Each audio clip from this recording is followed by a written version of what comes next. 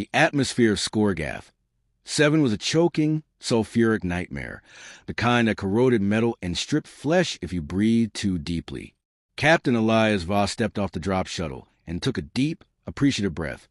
Through his helmet's filters, of course. "Smells like home," he muttered. Dr. Tesh, the expedition's lead scientist, flicked his nictitating membranes, and what Voss had learned was exasperation. "Your homeworld is classified as habitable. This is a Deathworld, Captain." "Exactly.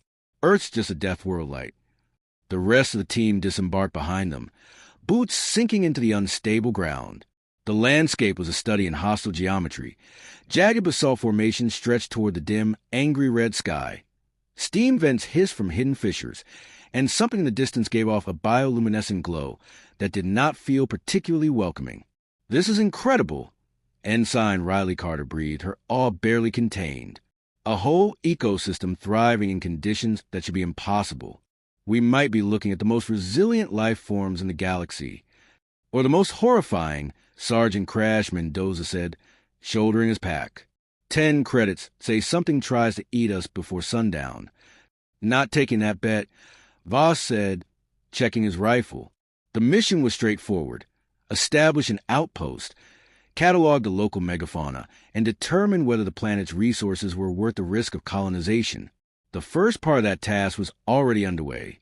Drones buzzed overhead, erecting modular shelters, while automated turrets scanned the perimeter for movement. Tesh, hunched over his datapad, was already muttering calculations. "Seismic activity is fluctuating. Atmospheric readings remain volatile. We should not have landed here." "We didn't," Voss said. "We crashed here." Tesh's tail flicked in irritation. "A controlled emergency landing is still a crash." "Crash, you hear that? You got competition for the name," Voss called. Mendoza grinned.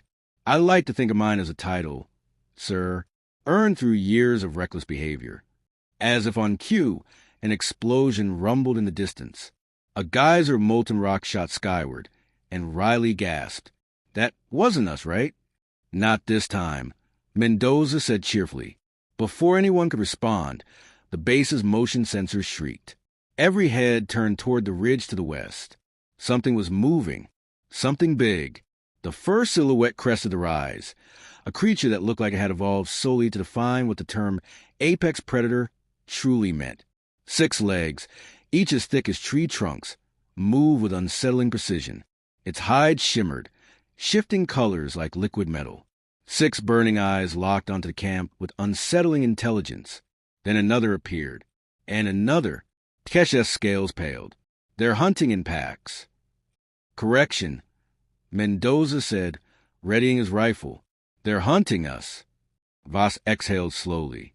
"Well, we wanted to study the local wildlife." The first beast let out a bone-rattling roar. "Congratulations, team," Voss said. "The wildlife has decided to study us back." The first beast ascended from the ridge with terrifying grace, moving like flowing mercury, despite its bulk. Its 6 reflective eyes locked onto the camp, scanning, evaluating. The others spread out, forming a coordinated hunting formation. Tesh made a choke sound, his crest flattening in pure terror. "They're calculating, strategizing." "Good," Captain Elias Voss said, leveling his rifle. "That means they can make mistakes." The first shot cracked through the sulfur-thick air. The plasma bolt struck the lead predator's chitinous flank. But instead of scorching its hide, the energy dispersed like ripples over a pond. The beast barely flinched. "That's new," Mendoza muttered. Riley Carter, crouched behind a supply crate, swiped frantically through her datapad. "Oh, that's very bad. The outer layer of their skin isn't just armored. It's actively dissipating energy. Plasma around are useless." Voss swore under his breath. "Then we go kinetic." Before he could give the order, the lead predator moved. Fast. It lunged, covering 50 meters in a blink, its talons sinking into the ground where Voss had been standing a moment ago. He rolled clear, snapping off a round from his sidearm. The bullet ricocheted harmlessly off its skull. "They're testing us," Tesh said, voice tight. "Like we're prey." Voss grinned despite himself. "Then let's teach M what happens when you corner a human." The team scattered, switching to solid projectiles and explosives. Mendoza, grinning like a lunatic, hurled a grenade at the nearest predator. The explosion sent up a cloud of dust and shrapnel. When it cleared, the beast emerged, untouched.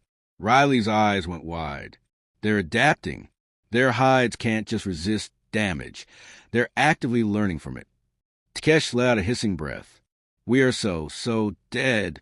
Voss scanned the battlefield, mind racing. Conventional weapons were useless. The creatures were smarter than expected, but intelligence could be turned against them. Riley, he barked. Weaknesses. Now! The young engineer's hands flew across her screen. They're hypersensitive to temperature fluctuations. Their bodies are adapted for consistency. Rapid environmental changes might disrupt them. Perfect, Voss said. Mendoza, got anything that makes heat? The demolitions expert grinned. Always. Good. Make him sweat. Mendoza unstrapped a modified plasma charge from his belt and hurled it toward the closest beast. The device exploded in a burst of white-hot heat, sending a shockwave across the battlefield. The predator shrieked, a piercing, ear-splitting sound, and staggered backward, its skin flickering wildly. The once perfect camouflage faltered, distorting like static. Voss didn't hesitate. He grabbed a flare from his belt, ignited it, and threw it directly at the creature's face. The burning magnesium latched onto its skin, forcing it into a wild frenzy as it tried to shake off the searing light. That's right. Mendoza laughed. Not so tough when you're overheating, huh? But they had no time to celebrate. The other predators had watched, learned, and now they were changing tactics. The largest one lowered itself to the ground, muscles coiling. Then it leaped straight toward them. Voss barely had time to shout before the massive form crashed into their supply station, scattering equipment. Riley was thrown backward, barely rolling to safety before the beast's talons could crush her.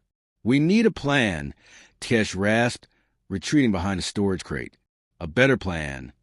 I'm working on it, Voss growled. He grabbed Riley's datapad and skimmed the readings. The creature's internal temperatures were rising, struggling to adjust. They were vulnerable, but not vulnerable enough. Then he saw it, the geothermal vents in the distance, spewing scalding steam from beneath the planet's crust. A grin spread across his face. Mendoza, he called. How much firepower do you have left? The demolitions expert patted his belt, enough to make someone very unhappy. Voss nodded. Then let's make this planet work for us. The air shimmered with rising heat as the predators circled, their shifting hides mirroring the fractured terrain. The lead beast, still reeling from Mendoza's improvised heat bomb, snapped its jaws in frustration. It had expected an easy hunt. Instead, it found prey that fought back. Voss didn't intend to give it a chance to recover. Fall back to the ridge, he shouted, already moving. We lead them to vents. The team sprinted across the uneven landscape, leaping over jagged rock formations and dodging fissures that belched steaming gas. The predators followed, their powerful limbs barely making a sound as they moved in eerie unison. They're hurting us, Takesh panted, struggling to keep up, just as we are hurting them. Then let's see who's better at it, Voss growled. The ridge was close now, overlooking the geothermal vents that spewed scalding steam into the toxic air. The ground trembled beneath their feet, unstable, dangerous. A perfect trap. Mendoza slid to a stop, already rigging explosives along the edge. Give me 30 seconds. We don't have 30 seconds. Riley yelped as one of the beasts lunged. She barely rolled away before a clawed limb shattered the ground where she'd stood. Voss turned, raising his rifle, not to fire but to distract.